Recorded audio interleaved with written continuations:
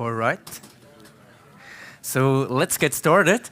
I hope you had an awesome lunch and now you're ready to see some TypeScript beside your C# stuff and .NET stuff you see all day. So my name is Christian. I'm a senior full stack engineer and I'm from Switzerland, working in the industry for over a decade now. I've started with Java around 12 years ago, so I was always in this type language field. So I didn't really touch JavaScript until I've joined a team which also was doing Angular. Just a quick note of hand, how many of you do TypeScript? Nice, nice, nice, cool. And how many of you do Angular? Okay, yeah, half of you. So hopefully I can show you some things you haven't seen by using TypeScript, because many of you, and me too, often just use normal, just simple types and not really that crazy stuff TypeScript has to offer. So hopefully I can show you something which you haven't seen in a while. So before we start, let's dive deep together into TypeScript and let's see this animation. It took me almost more time to do this in PowerPoint than all the other stuff in TypeScript I will show you today. But so appreciate it. So, okay, let's get started. So hopefully you can see this well in the background. I will make it a little bit bigger. Now, what I'd like to show you is at the top right here, you can see like a small agenda. Maybe it's a little bit too small for the background, but it's not really that important.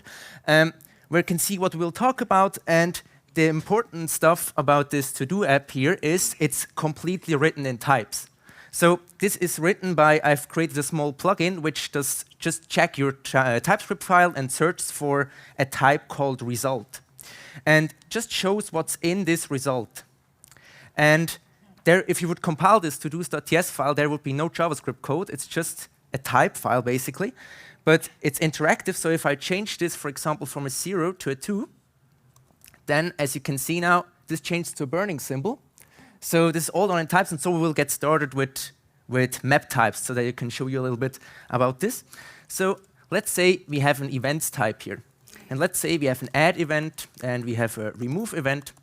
And now let's say we want to have like user actions with, which are also typed. So let's say we have like a user actions here, and this is of type onEvent. So now you could, for example, say, well, I have an onAdd, which is just a function which does nothing in our case, and onRemove, which also does nothing in our case. Now, how can we make this onEvent type? Well, we can just say, of course, well, I have this type here, onEvent, and then I just say, well, I have this onAdd, which is a function which returns anything, and onRemove, which is a function and which does basically anything we'd like. Now, the problem here is that events and onEvents is not connected with each other. So if I, for example, add here a move string, then everything still compiles because we do not have the connection between this onEvent and these events, but we would like to get a compile time error as soon as we change something in the events. So how can we do this? We can use a so-called mapped type.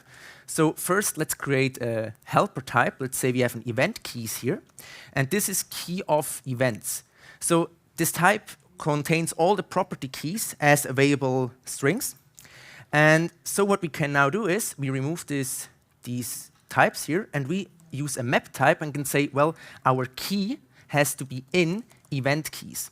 So basically, we are only allowing this event keys properties as our own event keys.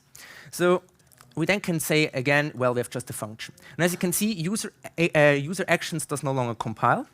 So we have to change this to be the same. And now even user actions doesn't compile anymore because we need to add this move function.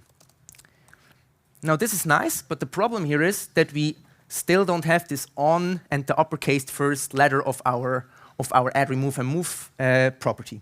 So how can we do this? Well, we can map our key. We can say as, and then use backticks to use template literals and say, well, I prefix this with on, and then use, like you would do in JavaScript, you can use like a template syntax and can say, I use key in here. And as you can see now, you can now use onAdd, onRemove, and onMove, and this now compiles again. Now we're almost there, but still it's not uppercased. So what we can do is we can use TypeScript's internal intrinsic functions, and we can use capitalize. And what this does is As you can see, this no longer compiles. I now have to uppercase this. And what this now does is, this is an intrinsic function from the TypeScript compiler. So TypeScript compiler says, well, we know what you want to do. We don't show how we do it, but we do it internally in our compiler. So it's just done. You can also use uppercase or lowercase. And there are some other intrinsic functions. You can just visit the TypeScript website and play the playground with it. So, but the cool thing now, what we achieved is, if I, for example, now say, well, I will change an event from move, for example, to line, then we would have to change this also to it being online, because otherwise our code will not compile. And even if I, for example, remove an element here, then I would get an exception at compile time. And not on runtime, you won't get an unexpected exception this way. So this is just a little introduction to map types, because we will use them later in the talk. So now let's talk about template literals. Template literals, let's say we have something which we do each day. We want to create like all possible positions on a chessboard. So what we could do, we could say, well, I have A1, and I have A2, and so on. But you would have to do this 64 times, and this is quite a boring task. So let TypeScript do this for you. So we can say we have a chess letter type, and this is either A or B, some typing you have to do, and C and so on, you get it. And then you have your chess number type here. And this is either 1 or 2 or 3 and so on. And now what we say is, well, we want to create a board. We use this backticks for template literals. And then we can say, well, I want the first element to be the chess letter, the second element to be the chess number. And now, what TypeScript here does for us, it creates every possible combination of these strings. So from A1 to C3. And now you could do this, of course, you can just add other things, and then it will create all the possible permutations of it. So, but how can we use this in a more real-life scenario? So let's say we have like an RGB CSS type. And let's say we have like a wrong CSS, and this is like RGB 1.1, for example. And there is one element missing in there, because you need these 3 elements. And then we have a correct CSS. And this is RGB 1.1.1. Now, we say these both are, of course, RGB CSS type. Now, of course, currently this compiles because it's just an alias for a string. Now, we can change this. We can say, well, we want this to be a template literal. And we can say, well, it's prefixed with RGB. And in there has to be a number, and another number, and the third one. And as you can see now, wrong CSS does no longer compile, because we have stated that we want this exact pattern in our string. So if I now add here, of course, another element, this now compiles. But as soon as I, for example, add an A here, and it's no longer a number, TypeScript also recognizes this and says, oh, well, this is not a valid number. So I would have to change this, for example, to string to make this compile again. So we can now combine these two things, and let's create like a margin padding validator. So let's say we have a gap type here, and this is either margin or padding. And now we have our positions, which is either left or bottom or top or right. So now what we can say is we have our gap CSS, which then we can take our gap type, and our positions. And now, of course, this creates margin left, top, right, bottom, and padding left, right, top, bottom. Now we can go further. We can say we have our size type here. This is either, for example, rem or m or pixel. And then we have our size CSS. And this is then a number prefix, and a size type. And now what we can do with this is we can combine these two things and can say, well, let's create a margin padding type here. And we can use like map types again. We can say, well, the key has to be in gap CSS, and the value is size CSS. And now if we create here our margin object with margin padding, we now see that if we check for what we have here in our auto-completion, we have margin bottom, left, right, top. And as values, only these valid types are allowed. So if I, for example, would use one rem instead of one rem, then I would get an error. If I change this back, then this works. But here, as we can see, TypeScript is not completely satisfied because we said, well, we want like an object with all the possible margins and paddings specified in there.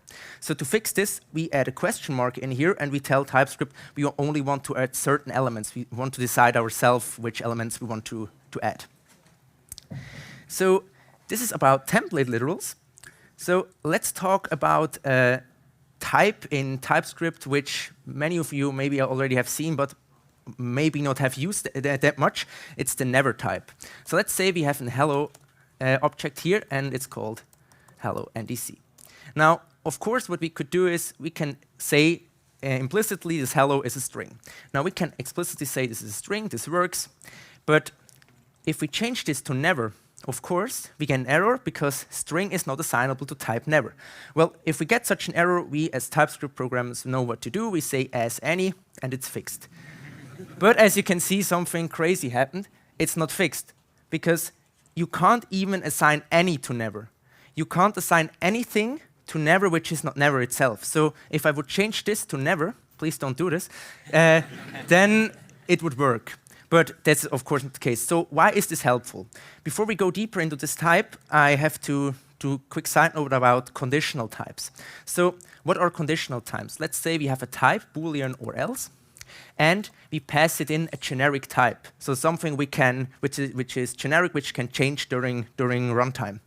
So we can then say, well, in case of t being a Boolean, so if t is the type Boolean, not exactly, but it's like it contains this, then in this case, we say, well, we return the Boolean.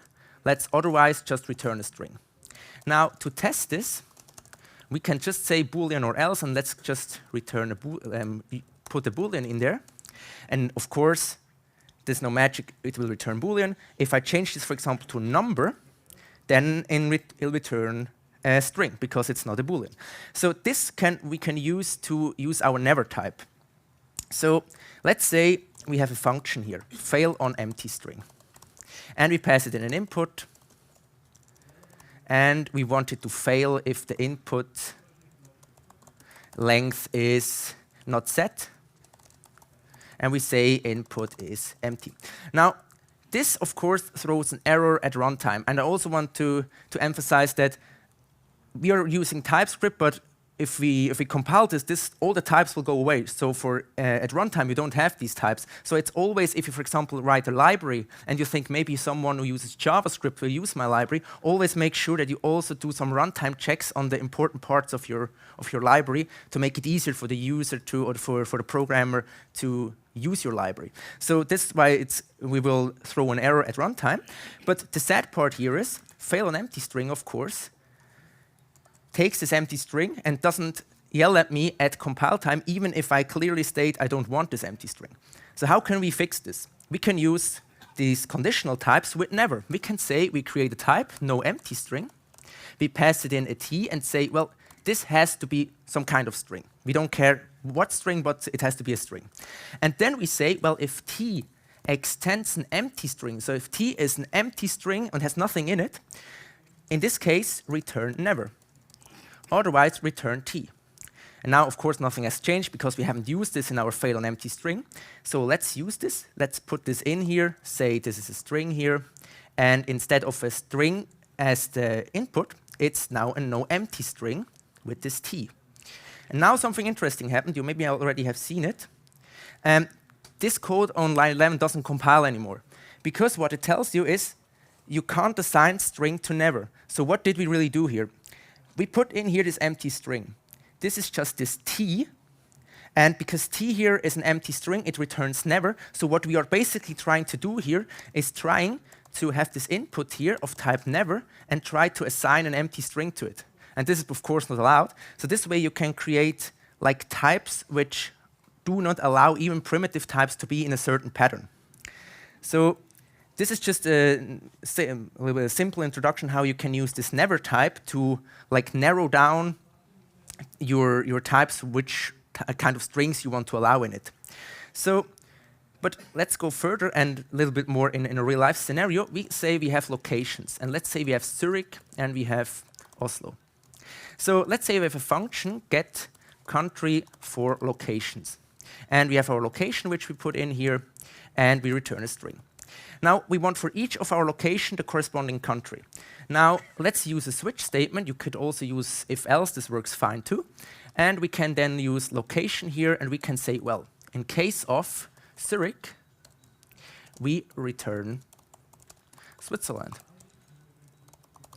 So currently now, TypeScript says, well, you have only covered this one branch, but there is this Oslo possibility, and for this, you would just return undefined because the switch case does not cover this Oslo case. So, of course, we will fix this. We will say Oslo is in here, and we return Norway.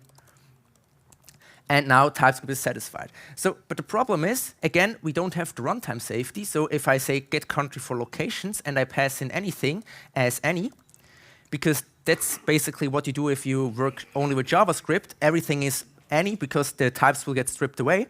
So the problem is you can pass in anything you'd like. So to have the runtime safety, what you do is you say, well, I have a default clause, and you say throw new error. And you say, well, the location is not known. But now now we have fixed this runtime problem, but the problem now is, well, if I add here, let's say London, now if I call this with London, I don't get the thing I'd like because I've forgotten to add this in my switch case, and it will throw an error at runtime. But I don't want this. I want that at compile time, TypeScript tells me, hey, you have forgotten to add this here. I want TypeScript to help me as much as possible. So how can we fix this? How can we have both? Well, we can say we add a new variable here and can call it whatever we want. I call this exhaustive. And then the important part, we assign the never type to it. And then we try to assign location to it. And now we get an error. Why? Because TypeScript knows, well, you will, if this London case is not covered in this switch case, and it will go into the default, and then you will try to assign London to never, which is not allowed. But the cool thing now is, as soon as I now say, okay, I have to add London here, then this error goes away. So this way you have the compile time and the runtime safety because you have to cover all the branches, otherwise the TypeScript code will not compile at all.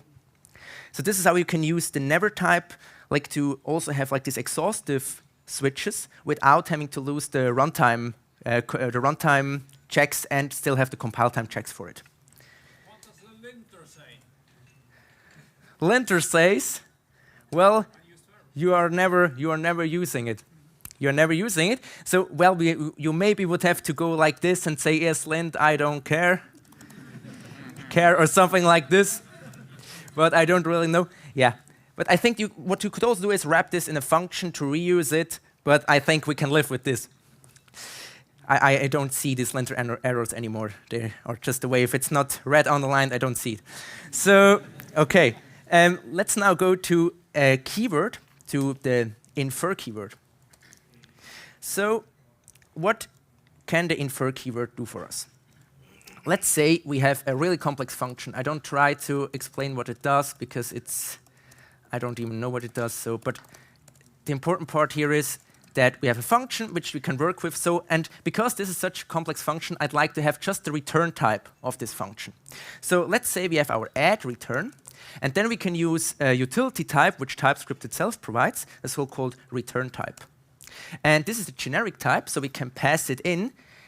We have to pass it in the type of a function. So what we do, type of this add here.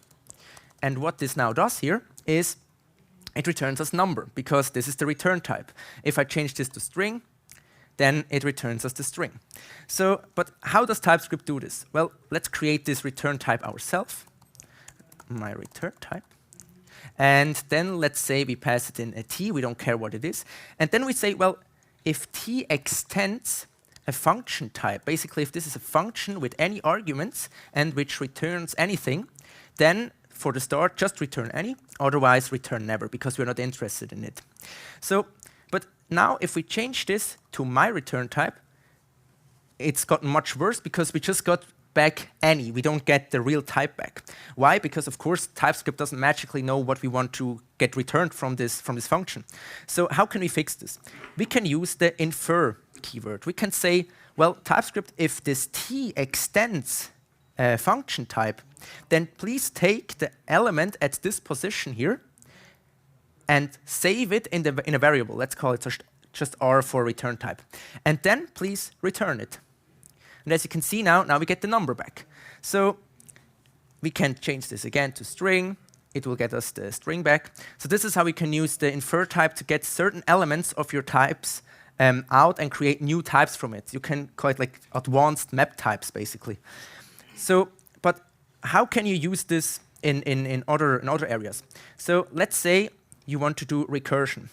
So we are here just on my local machine, not in AWS or serverless, so it can't get expensive really fast. So let's say we have a type here, and let's say we want to return promise. And we have a promise inside a promise, inside a promise, and there, let's say there is gold in there. And we want to have the gold. So the problem is, of course, this is wrapped in many layers of promises. So, but TypeScript knows that this is a problem that happens really often. So how can we fix this? Well, we can use the awaited keyword of TypeScript. What it does is it goes recursively through the promises, and as soon as it finds something which isn't a promise, it just returns the type it found. So let's do this ourselves. Let's do this with arrays. Let's say we have an unwrap array here. We pass it in any type we want, and we say, well, if as long as this type is an array, so basically as long as this t extends array, please give me this inner type, so this generic type of this array, and just call this unwrap array again, because we want to do this as long as we don't find an array type. So we say, if this extends array, we just call unwrap array again with this inner type. Otherwise, we return just the type, because as soon as we don't find anything which is an array, we return the type. So let's say we have our unwrapped array here, and we have an array, array, array, and there is gold again. And then we want to like unwrap this. Of course, if we check this array, as we can see, this is like a nested array. So, but if we use unwrap array on it,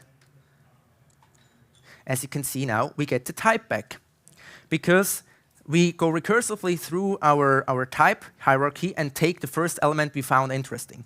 So this is like the simple part of recursion, because we don't want like to build an object or like build a type ourselves. So let's do a little bit more complex stuff. Let's say we have an RGB tuple here. And we say here we have this tuple is a number tuple with 3 elements. So for all the ones who haven't used it with tuples, it's just like a fixed length array. So if I say I have an object here, which I say this is of type RGB tuple, and I say this is 111, this compiles fine. If I remove something, then this will throw an error here, because there are not 3 elements in it. So just a quick side note, if you use things like these, the problem is in TypeScript you can always just use push or pop on it, even if it's a fixed length array. So you can still change the amount of elements in there. So to fix this, just add read only to it. And now push or pop is no longer available. Just a quick side note. So now it's cool, we have done this manually with 3 elements. But let's say you are working with like legacy software or something like this, and let's just say you have like something which gives you back an array with 54 elements in it. And you want to type this. So let's say you could write all the numbers yourself in there, but it's quite repetitive and you have to check how many you have really in there and so on. So wouldn't it be cool if TypeScript could do this for us? If TypeScript could say, well, I have a tuple, I want 3 elements, and I want to only allow numbers in it. So how could we do this? Well, TypeScript sadly doesn't support this, but we can do this ourselves. So how would we do this in normal pseudocode or in JavaScript or in any other language? we would create like an empty array and then loop as long over an index as long as the length of the array hasn't met the length of the which we put in, which we want the array to have. So this is exactly what we can do in these types. We can say we have our tuple type here. The first element is the length we want it to have, so it has to be a number. The second element is the type of the tuple, so here it's just the numbers we want to have in there. And the third one is like an accumulator, like an array where we store all our types. So we say this has to extend tuple type array. So because this way we tell TypeScript you can only store elements, only types of this type in there. So we can then now close it and we can say, well, to start with, just return any. Now TypeScript isn't satisfied here because it says, well, you have to pass in this empty array to start with. Well, we can fix this and we can say, no, if we don't pass in anything, just add an empty array. So just start off with an empty array. So what we now could do is we could say, instead of returning any, we first say what is our breakout condition. So we say, well, our accumulator here, if the length of this array is the length we have here of the length we passed in, if this is the same, just return the accumulated value. Otherwise, if it hasn't reached this length, we will just call it again. So we will go in there, let's put this on new lines, and we will go and call tuple again, and we just will call it with the length and with the tuple type. And now we need to add an element to our fixed length array. So how do we do this? Like we would do in any immutable language, we create a new array, spread our existing elements into it, and add a tuple type to it. And that's already it. So we can now see what has this done. This is now exactly the same as before with 3 elements. And I now can but go and say, well, I want to change this to 10. And this will now create a tuple type with 10 elements. You can also say you want like not just straight numbers, but only strings. So if you say I want here an element with a 1, which is a string, I can then say, okay, I want one with 3 elements, and I want a number or a string. And now this works again. So you have like a generic type which you can use to create your own tuples or anything you'd like. And you can also say this as far as 999. Because at 1,000, TypeScript says, well, that's enough. We don't want you to do this anymore because they have like a hard stop for recursion at 999 recursions. Prior it was around 40, so they put the number up quite a bit. But I think you hardly even need to use this. All right, so this is how you can use like recursion to build your own types. So before I end this recursion, I'd like to ask from the one of you who have worked with Angular, how many of you have worked with reactive forms prior to where they were typed? How many of you? Okay, just some of you. Okay, so for the other ones, I think it's also interesting, even if you did not have the pleasure to work with this before they were typed. So let's say you have a form, you have like your form in your application, and this is an example form. And let's say you have a first name, which is a string, and a last name, which is a string. And now you have like a nested object, like you have a street in there, which has a street name, which is a string, and you have also a street number, which is a string. Now, you could create this in TypeScript and then connect this to your HTML. And if you'd like, if you wanted to access like a form control, like for example the street name here, then you could do the following. You could say you have your, let's call this street name control, and then you could access this form group you've created, and then you could say, well, I use get, and I then have like a string array where I can say, well, I want the address, and in there I want the street, and in there I want the street name. Now the problem with this, of course, was that this was not typed at all. So if I changed anything here in my street, if I changed this to street 1, then there would be no compile time error, but only a runtime error. So it could be that sometimes later in your running code you get an error like I can't find this form control because you did not get the result at compile time. So we had to fix this. So what I did was I created like a type for it. So, and this type looked like this. So let's say we have a type here, path, and we pass it in a t. And what this now, for example, would give back if we pass it in form, example form, it should have given us back all the possible paths through our object. So for example, it should give us back first name and then last name and then also address, but also address and street and so on. So every possible allowed path that we only get the valid paths. So how did we do this? Well, this is now maybe a little bit more complicated because even especially after lunch where everyone is a little bit relaxing. So, but all the code is on my GitHub, which I will show you at the end of the talk, so you can go there tomorrow or in a week or never if you don't like it, and then just check it out. So let's pass it in our T. And what do we really want to do here? Like we want to iterate recursively over our property keys, and if we find an object, we want to go deeper into it, and then just like build our array, which and then we have like a path, which looks like a path. So how do we do this? Well, we say if t extends object. In this case, we are interested in it, otherwise we are not interested in it. And in this case, we create like a mapped type. We just loop over our key. We say it has to be in key of t. Basically, this just means that we loop over the key in our current object. And now for the value, we say, well, we want to allow the key. So basically, let's say we are at this address here. We say the key now is the address. So we put the address as an only element in this in this fixed length array, in this tuple. And then what we also want to do, we want to like dive deeper into our object and go recursively into it. And we can then say, yeah, well, we want to allow this key being the address, but also everything we found later. So we then can just call path again. And what do we have to pass into our recursive call? Well, if we are here at this address, we basically want to loop through this object. So we can just say, well, if t is our address, we can say, well, I want to like access the object at this position. So we say t and of k. So we like go one recursive call deeper into it. And now TypeScript isn't really satisfied because it tells us, well, yeah, rest type must be an array.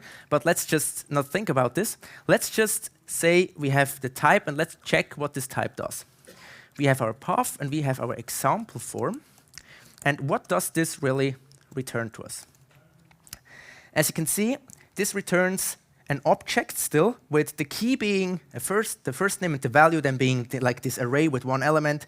And then here at address, something strange happens because we have this address here and then this address with this any here, which isn't really what we want. And now we do some really black magic, and we can now say we are really not interested in the keys. We want to use only the values. And after we've done everything, like we recursively called everything, we can now flatten out everything we've created in our values by using key of t. And now we got every possible path in our object returned as a union type. So what this now brings us, what this now gives to us is we can just comment this out, remove the comment, and then we can say, well, this is a path from an example form.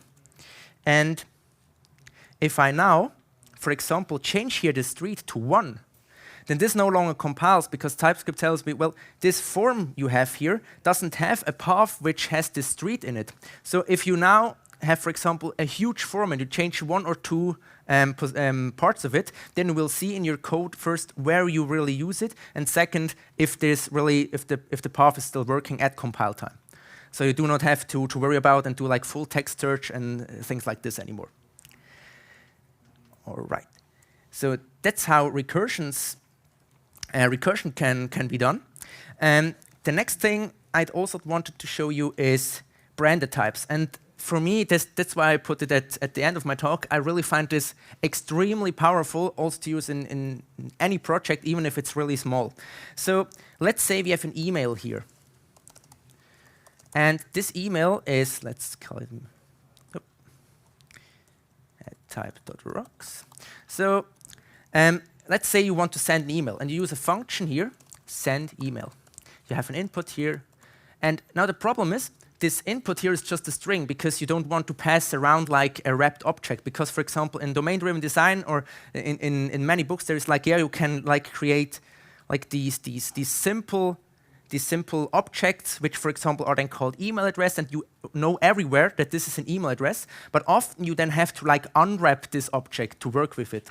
So in TypeScript, we could do this much easier. So let's say, how can we fix this send email that we can't pass it anything we'd like? Well, we can have like a function, and let's call this is email valid. And in there we have like a string. And then what we do is we return a Boolean if, of course, if this is valid or not.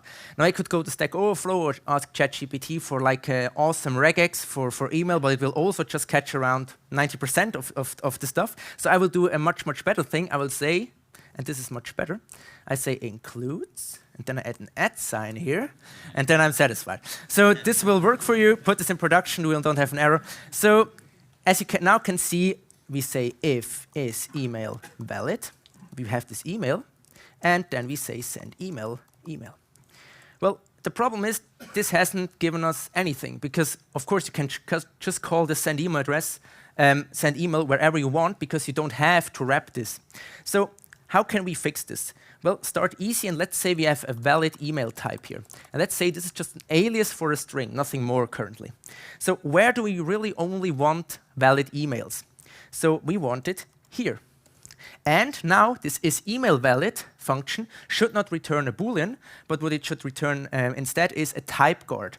What is a type guard? Type guard is simply, we tell TypeScript, listen, this is not only a string, but we can then say, well, this input is valid email. So we can like narrow the type down, but now, as you can see, everything still compiles, so it's has not really given us anything, because TypeScript knows, yeah, well, valid email is just an alias for a string, so there's nothing to do with this type guard. So, and now the magic happens, and we can say, well, this is not just a string. This is also has also a property in it, and let's call this property brand. You can call this anything you'd like. It's not really important. I just call this brand so that I know, well, this is something I shouldn't touch because it's from TypeScript. And then I say, well, the value here, let's call this valid email. You can call this anything you'd like. And now, as you can see, something interesting happened. Line 18 doesn't compile anymore. Everything else still compiles. And even if I would say, well, OK, I say this email here is a valid email, this also does not compile, because TypeScript tells you, well, this is just a string. It's missing this brand property here.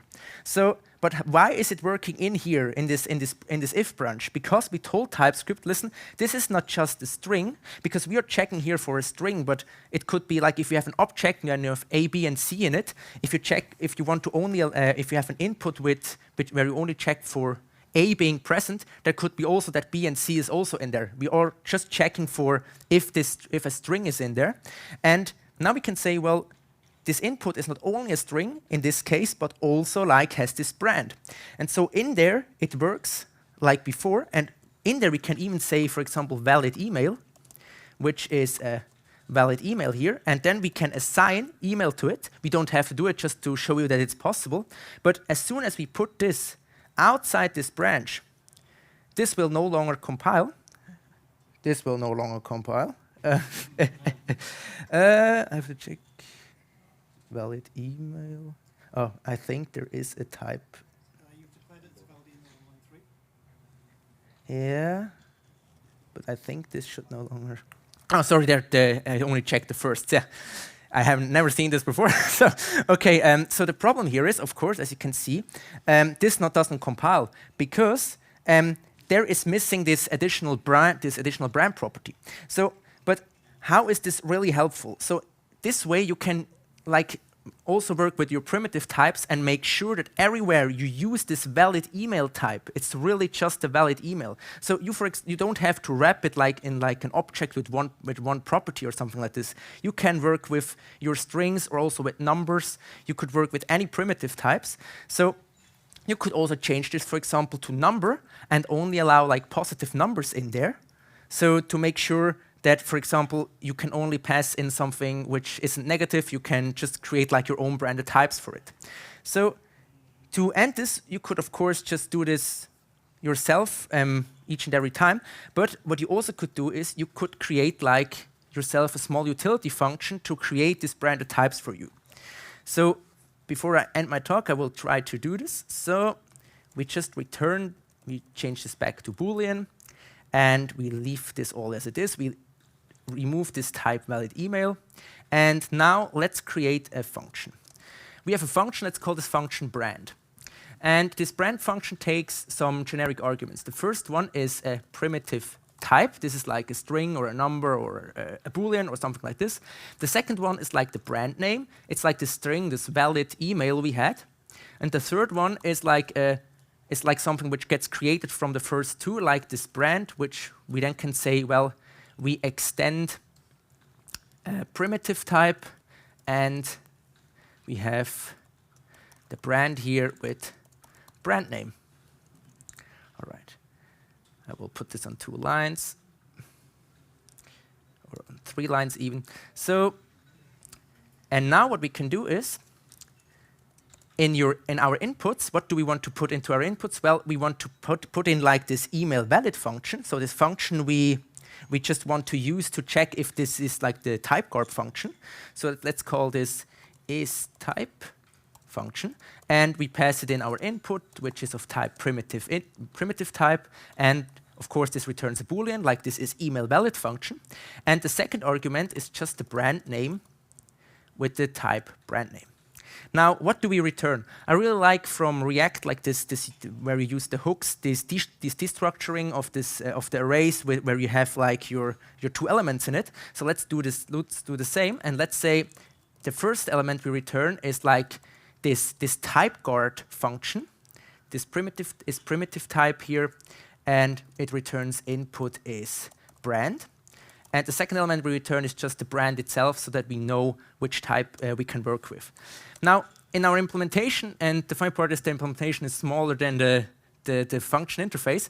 So we have our isBrand here, and we say this is just a function which takes as an input our primitive type, but it returns, of course, input is brand. Now we just call this isType function. We pass in this isEmail valid here we use, and we pass it in this email.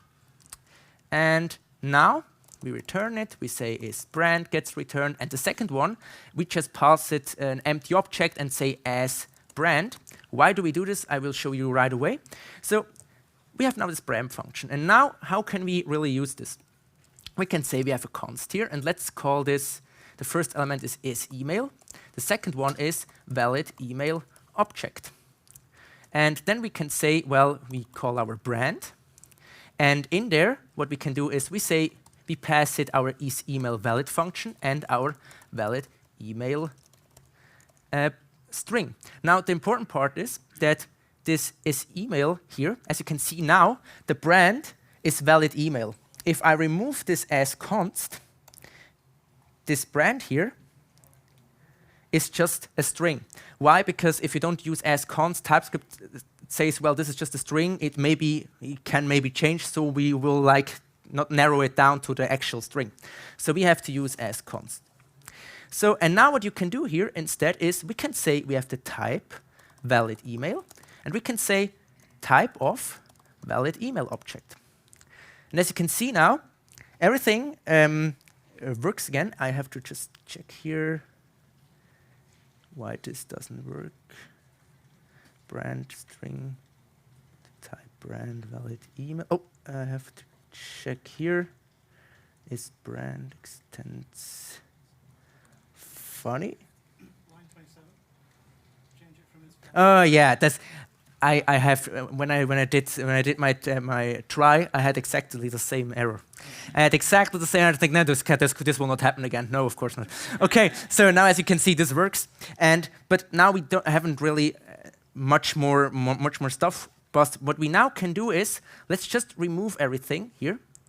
And what we now could do is we can say is positive number, and we say positive number object.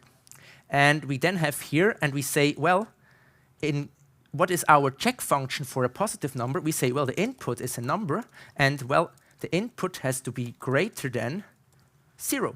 And then we can say here positive number.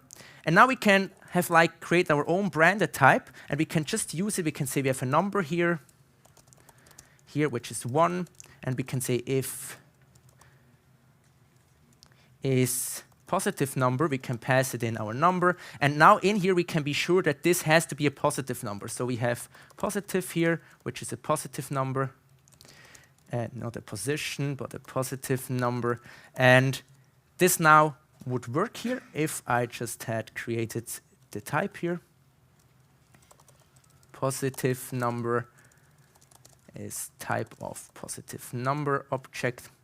And as you can see, this compiles, but as soon as I move this outside, this will no longer compile because you don't have the safety. So this I use always in my projects to be sure that I can pass around strings, but can still be sure that that the strings still comply to the patterns I'd like them to have.